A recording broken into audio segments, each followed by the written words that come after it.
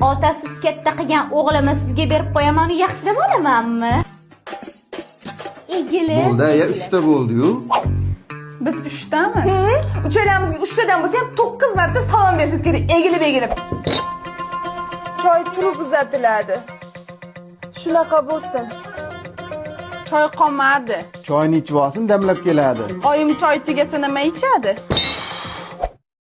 Mayli, yaxshi ishlab keling. Onamning gaplariga xafa bo'lmagin. 1 yil sabr qilgin, ko'nikib ketasan. Xo'p bo'ladi deb tursang bo'ldi. Bo'pti, mayli. 1 yil dedimmi? 1 soatda qo'lga olaman. Umidaxonni to'yda Kachmen bolani ko'rdingizmi? O'sha mani katta akam bo'ladi. Ishonasizmi? 5 yildan beri qiz topolmayapsiz. Siz to'yda bir marta ko'rdim, mubtalo bo'lib qopti-da. Rosa mehribon qiz ekan dedi, lekin aksi ekansiz. Kenajon, ertalabki holat prosta hazillikda. Akangiz meni, yo'q, sizni ko'rgani qachon kelar ekanlar? Birinchisi hal. Barnoxon. Nima? Voy, Barnoxon to'yda bo'ynovchi bolani ko'rdingizmi? O'sha meni kichkina akam bo'ladi. Naq 5 yildan beri qiz oqtarib topolmayapmiz. To'yda bir marta sizni ko'rib mubtalo bo'lib qoldim. Mehribon qiz ekan deydi.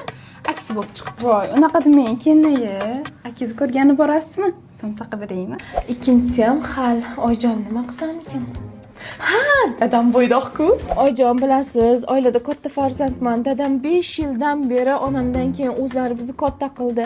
Shu to'ydan oldin uylab qo'yaymi desam, xudamga o'xshagan mehribon ayol bo'lsa, dedi. Ha, shuda, ko'r bo'lsa ham, cho'loq bo'lsa ham, kar bo'lsa ham bitta er bo'lgani yaxshi kelin. Assalomu.